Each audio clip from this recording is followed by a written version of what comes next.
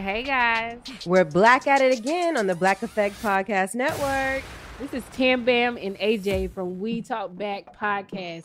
Y'all tune in every Thursday. Yep, iHeartRadio app is #1 for podcasts. But look, don't take our word for it. Find We Talk Back Podcast on the Black Effect Podcast Network, iHeartRadio app, or wherever you get your podcasts.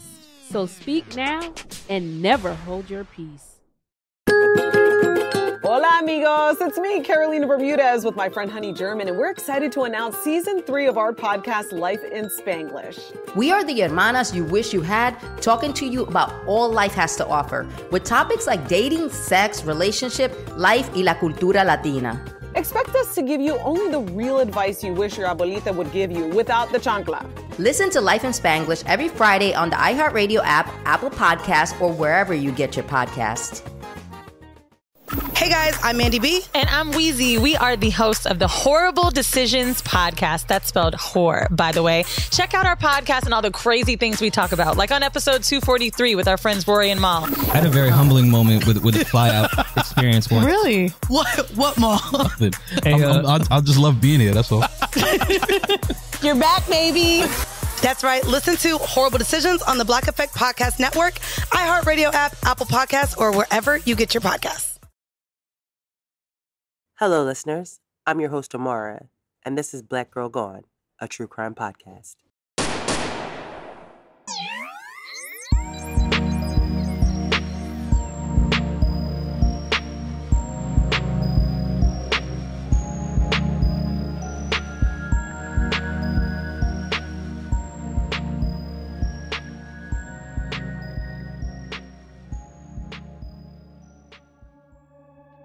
On this episode of Black Girl Gone, we tell the story of Dr. Cherryl Pearson, a 37-year-old woman who disappeared from Bartlett, Tennessee on January 5th, 2002. The night Cheryl was last seen, she attended a Memphis Grizzlies game. Afterward, a couple of Cheryl's friends came by her house to hang out for a little while. Cheryl's friends last saw her around 1 a.m. The next day, Cheryl was supposed to babysit for her sister. But when her sister arrived at her house, Cheryl wasn't home. No one ever saw or heard from Cheryl again. What happened to Cheryl? And who is responsible for her disappearance? This is Cheryl's story. Before we get into this week's episode, I wanted to make sure I updated you all about what we have learned in the past week regarding what happened to Audriana Barnes and who is responsible. As many of you already know, the body of 19-year-old Audriana Barnes was found on a balcony of an apartment in Cleveland, Ohio. Audriana had been missing since July 2021. We now know that the apartment belonged to Audriana's boyfriend, 39-year-old Benny Washington. Police say that Washington shot Audriana in the head and then put her body on the balcony in an attempt to hide the smell of decomposition. Police believe that Audriana had been dead since she disappeared. Benny Washington has been arrested and charged with murder and abuse of a corpse. After learning that Audriana was found at the last place that she was known to have been seen, I couldn't help but feel angry for her family. Police may not have been able to prevent what happened to Audriana, but they could have saved her family from 8 months of anguish searching for her when she was there the whole time. What Audriana's family has had to endure these past 8 months is the direct result of police dismissing these women when their families report them missing. It's hard to understand why the police never searched her boyfriend's apartment, but it's easy to see why so many cases of missing Black women don't get solved. If Benny Washington had not been evicted from that apartment and left the body on the balcony, Audriana's family would still be searching for her. The police didn't discover Benny Washington murdered Audriana during their investigation into what happened to her. They found her body after a cleaning crew claimed to clean up the apartment. And for the media that ignored the fact that Audriana was missing, but then reported about the gruesome way that she was found, shame on you. Somehow, now you found her story when she was found dead on a balcony, but when her mother was begging for attention and answers, there were crickets. Where were you all 8 months ago? How are you reporting on the death of a missing person you never once talked about? My heart is broken for Audriana's family, for what they have had to go through, and for the lack of attention that the police gave to Audriana. But I am happy that Benny Washington will be held accountable for what happened to Audriana. May Audriana Barnes rest in peace. For the family and friends of Cherryl Pearson, the past 20 years has been extremely hard. When Cherryl went missing in 2002, she had no reason to leave her life that she had worked so hard to build. But with very few clues left behind, her family has been left with no answers. In 2009, Cherryl was legally declared dead, but with no body ever found, the search for answers continues. Cherryl Pearson was born on August 21st, 1964, and was the youngest of 3 children born to Hazel and Leon Pearson. Cherryl, growing up, was a very focused young woman who took school very seriously, and she did well academically. Cherryl attended Jackson Central Mary High School in Jackson, Tennessee, where she graduated in 1982. For a student like Cherryl, college was the obvious choice for her. So after high school, Cherryl attended University of Tennessee, where she majored in chemical engineering. In an interview with Dateline in 2006, her parents said that Cherryl was a high achiever, and so while most people would stop with a degree in chemical engineering, Cherryl had other plans. After she completed her undergrad at University of Tennessee, Cherryl decided to enroll in medical school at Meharry Medical College, where she studied to become a pediatrician. In the late 1990s, Cherryl moved to Memphis. According to those close to Cherryl, she was a very independent woman and was enjoying the career that she had chosen as a pediatrician. And Cherryl, being the kind of woman that she was, it didn't take her long to become a well-respected pediatrician in the Memphis area. Friends of Cherryl said that she was a very friendly person who was not only well-respected, but also well-liked. No one who knew Cherryl was aware of any issues or any enemies in Cheryl's life. In 2002, Cherryl was living alone in Bartlett, Tennessee, enjoying the successful life that she had built for herself. Cherryl was a huge fan of the Memphis Grizzlies, and so she would attend games all the time because she was a season ticket holder. Cherryl, being an independent woman, had no problem going to the games alone either. Now, there's not much information about Cheryl's personal life, and only a brief mention about a boyfriend in some reporting. But it seems like Cherryl was very happy and satisfied with where she was at her life at that point.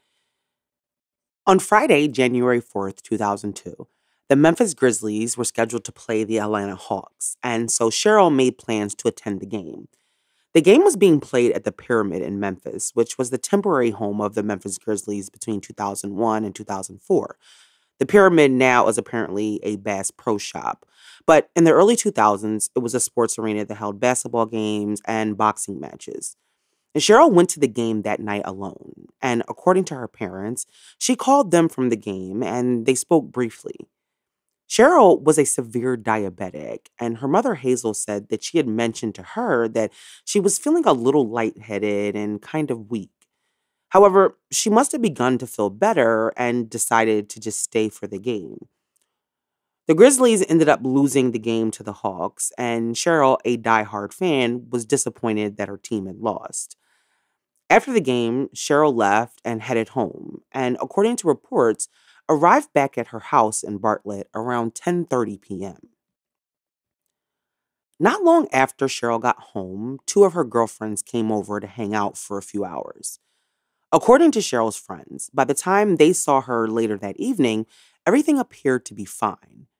Whatever she had been experiencing related to her diabetes had seemed to have passed by the time Cheryl's friends saw her.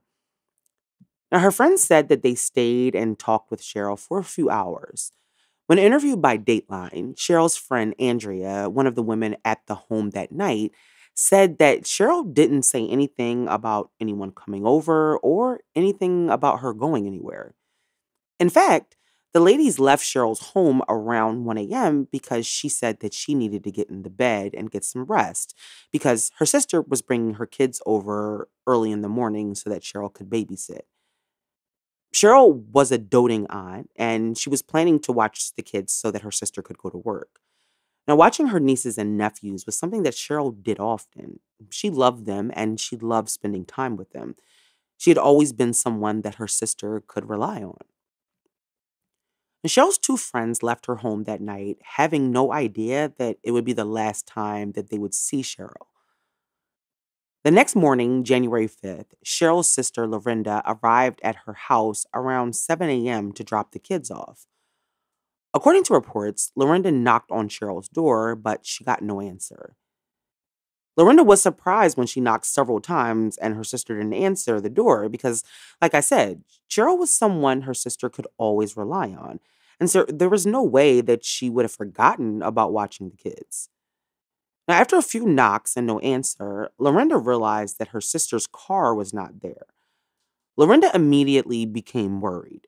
Her first thought was perhaps Cheryl's diabetes had caused her to maybe become disoriented and maybe she had gotten into an accident coming back home from somewhere.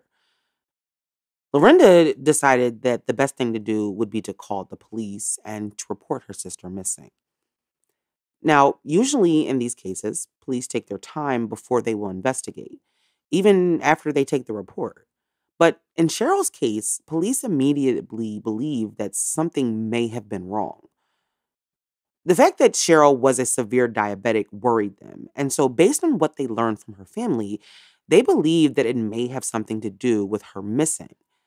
They also knew Cheryl's reputation in the community, and so nothing about her life indicated to them that she would have just left.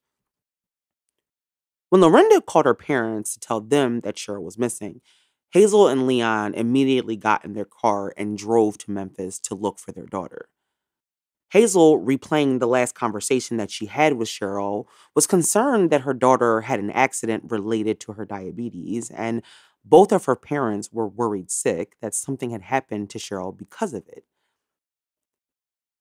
Now, Cheryl's parents had a spare key to her home, and so when they arrived, they were able to access the house. According to reports, when Hazel and Leon entered the house, nothing seemed to be out of place. There was no signs that a struggle or anything had happened there. However, after looking around a little bit more, Cheryl's parents found her cell phone and her pager on the dining room table. Now, Cheryl was on call that weekend for work, and so finding her cell phone and her pager in the home meant either Cheryl had not left on her own, or wherever she had planned to go, she wasn't planning to be there long. And as if finding her cell phone and pager in the house wasn't alarming enough, Hazel and Leon also found Cheryl's medicine inside her home too. Now, at this point, it was pretty clear that wherever Cheryl had gone, she had not intended to be there for a very long period of time. By the time Cheryl's parents had arrived in Memphis, it had been hours since anyone had seen or spoken to Cheryl, and everyone who knew her was worried.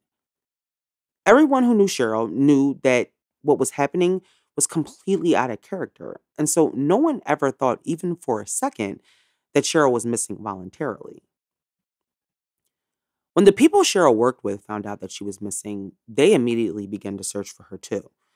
They printed up flyers, and within a day, they were passing them out all over the area. Now, Cheryl's car was also missing. She drove a blue Audi, and so they were trying to locate her vehicle also. Cheryl's disappearance was a mystery at that point, and no one had any idea where Cheryl could have been and where she was. But their hope was that she would be found soon. Like, maybe this was just all a misunderstanding and Cheryl was fine. But everyone who knew Cheryl felt in their gut that it was not a misunderstanding. There were too many things wrong about what was happening. Cheryl not only wasn't home to watch her sister's kids, she left her phone and pager at home when she was on call, and she left her medicine that she would have needed if she was planning to go somewhere. Cheryl's family, friends, and coworkers spent the weekend searching for Cheryl, but no one had seen Cheryl or her blue Audi. As part of their investigation, detectives were able to access Cheryl's phone records, and they discovered that she had received a call at 1:58 a.m. the morning of July 5th, a little while after her girlfriends had left.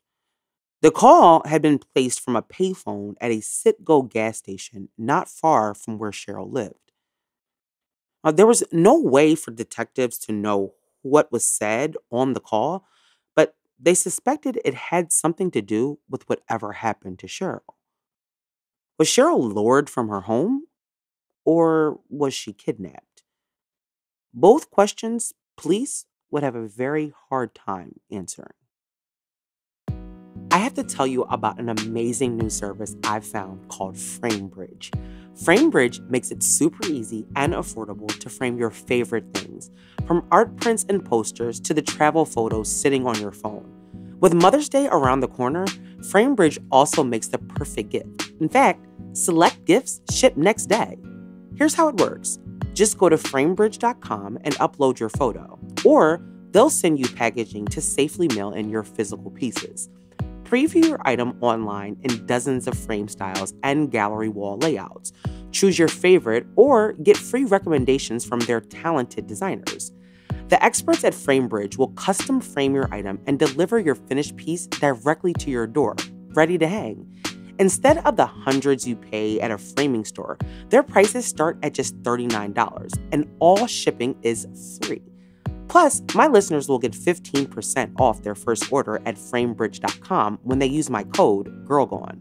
Order online at framebridge.com or stop by a FrameBridge store to work with a designer in person if you're in New York, DC, Atlanta, Philly, Boston, or Chicago.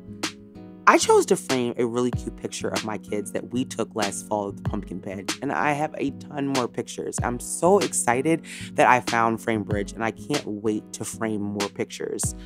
Get started today and frame your photos or send someone the perfect gift.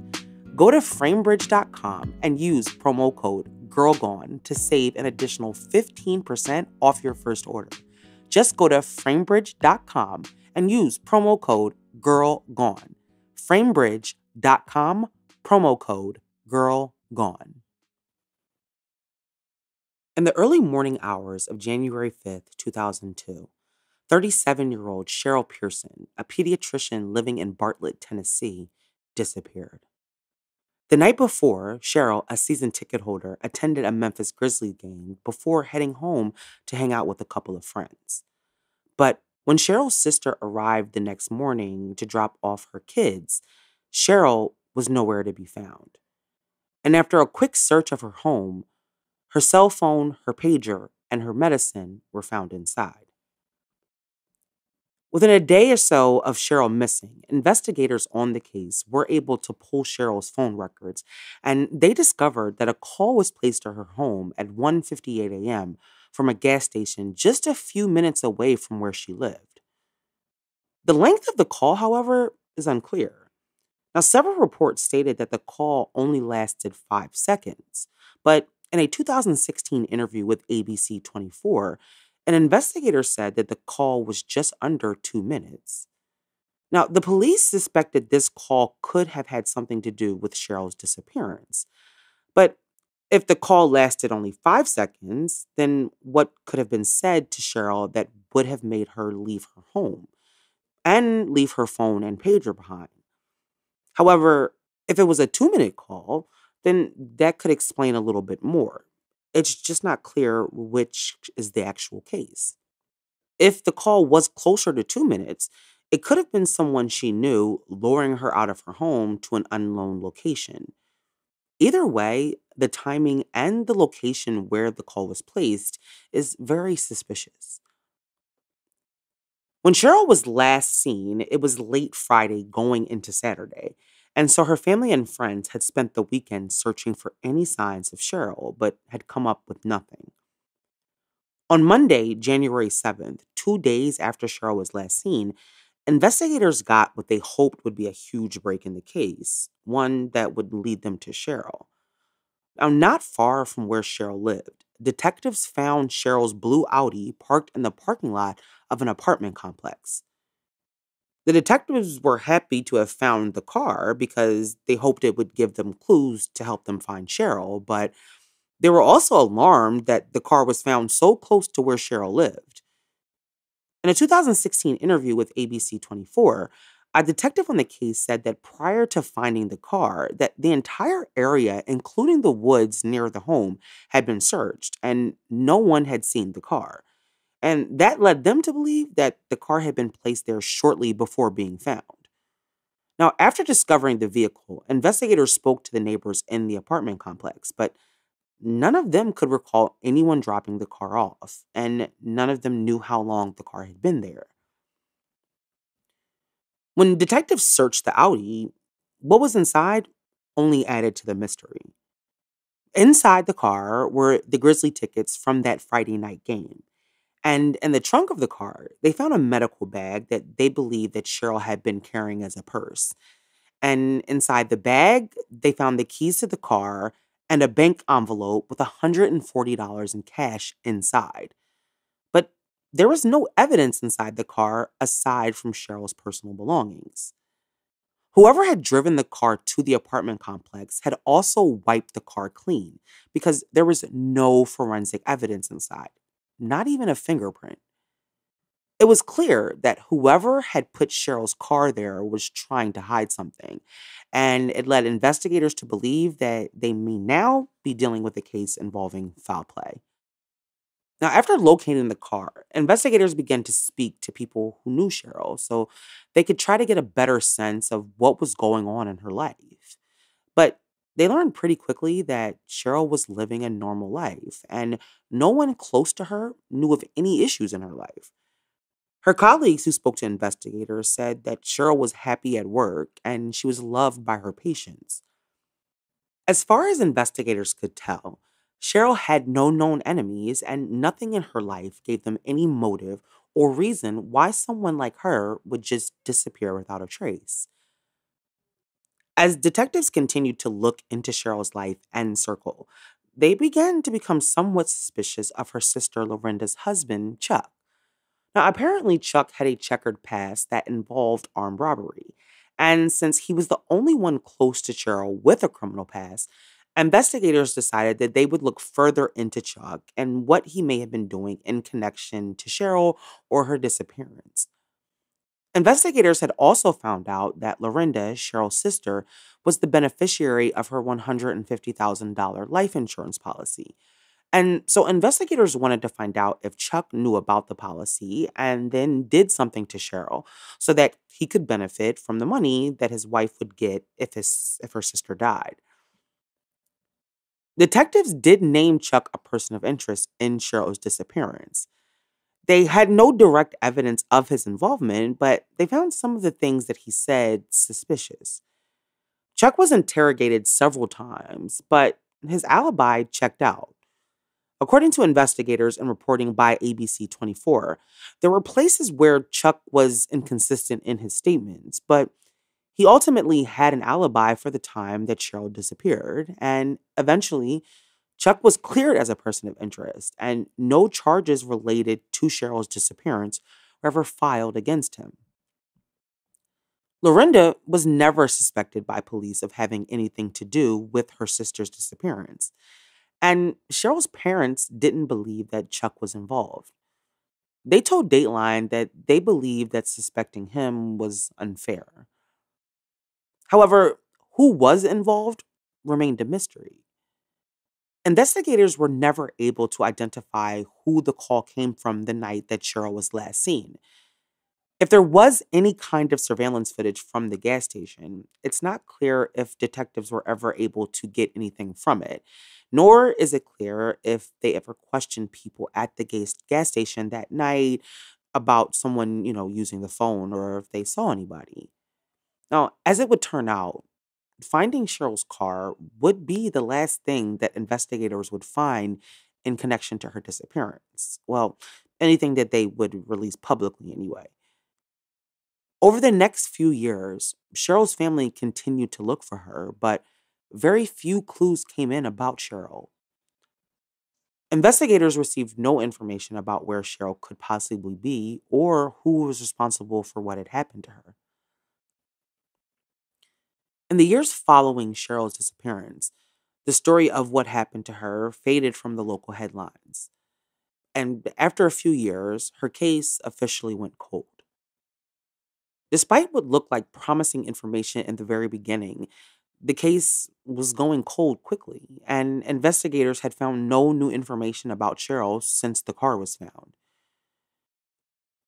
And Cheryl's family began to grapple with the idea that Cheryl may never come home. Now, no family ever wants to give up finding a loved one, but there are often times when families come to the realization that the person missing may not come back, and so they have to decide how they will move forward. For Cheryl's family, they made the decision to have her legally declared dead. Her father, Leon, told Dateline in 2006 when asked if he thought his daughter was still alive. He said that he didn't think so. Cheryl's parents put up $41,000 of their own money to establish a reward. Their hope was that someone would be motivated by the money, but no one ever came forward with any credible information. In 2009, 7 years after Cheryl was last seen, her family had her legally declared dead. Doing so would allow them to tie up Cheryl's affairs, but it was in no way closure for them or a full acceptance of what had happened to Cheryl. The same year that Cheryl was declared legally dead, her father, Leon, passed away. Leon never got the answers about what happened to his daughter. And he left this world with so many questions still unanswered. In 2013, investigators told ABC 24 that they received a tip from someone who was currently incarcerated and that they had indicated that they had information that a woman in Georgia had information about Cheryl's disappearance. But after police looked into what the prisoner said, they found themselves at yet another dead end. The last article I could find about Cheryl was from 2016, and since then, there seems to be no new information about Cheryl or if her case is still being investigated. But I do know that the people who love Cheryl deserve the closure of knowing what happened to her. Despite being legally declared dead in 2009, Cheryl's remains have never been found. And so no one knows exactly what happened to her.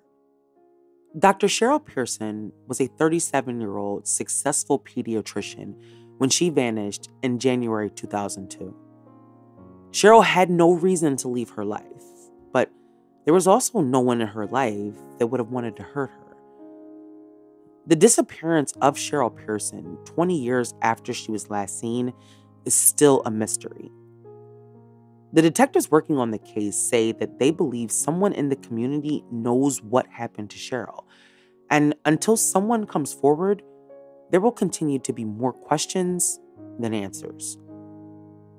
It seems as if the people that were close to Cheryl have stopped speaking out about her case publicly. It was probably just too much, and after years of fighting for answers, they just simply wanted to find some peace. But I know finding out exactly what happened to Cheryl will always be something that they want. Cheryl Pearson would be 57 years old now. And until Cheryl is found, she will remain a missing person who deserves for people to care about her. Cheryl Pearson was last seen at her home in Bartlett, Tennessee on January 5th, 2002 at 1 a.m. She drove a blue Audi that was found in the parking lot of an apartment building on Eagle Central Road in Bartlett. Cheryl is 5'7", and at the time of her disappearance, weighed 160 pounds. If you have any information about what happened to Cheryl Pearson the day she vanished, or any information that would lead to her whereabouts, please contact the Bartlett, Tennessee Police Department. Thank you for listening to this week's episode. We will be back next week with a brand new story. Join us on Patreon for exclusive minisodes and ad-free episodes. As always, like us on Facebook, follow us on Instagram and TikTok at Black Girl Gone Podcast. Listening on Apple Podcasts? Show your support for the show by leaving a review and a 5-star rating.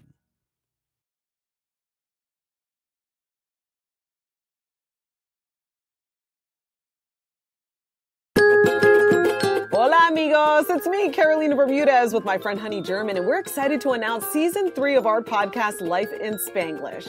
We are the hermanas you wish you had, talking to you about all life has to offer, with topics like dating, sex, relationship, life, y la cultura latina. Expect us to give you only the real advice you wish your abuelita would give you without the chancla. Listen to Life in Spanglish every Friday on the iHeartRadio app, Apple Podcasts, or wherever you get your podcasts. Hey guys, I'm Mandy B. And I'm Wheezy. We are the hosts of the Horrible Decisions podcast. That's spelled whore, by the way. Check out our podcast and all the crazy things we talk about, like on episode 243 with our friends Rory and Mal. I had a very humbling moment with a fly-out experience once. Really? What Mal? Hey, I just love being here, that's all. You're back, baby. That's right. Listen to Horrible Decisions on the Black Effect Podcast Network, iHeartRadio app, Apple Podcasts, or wherever you get your podcasts.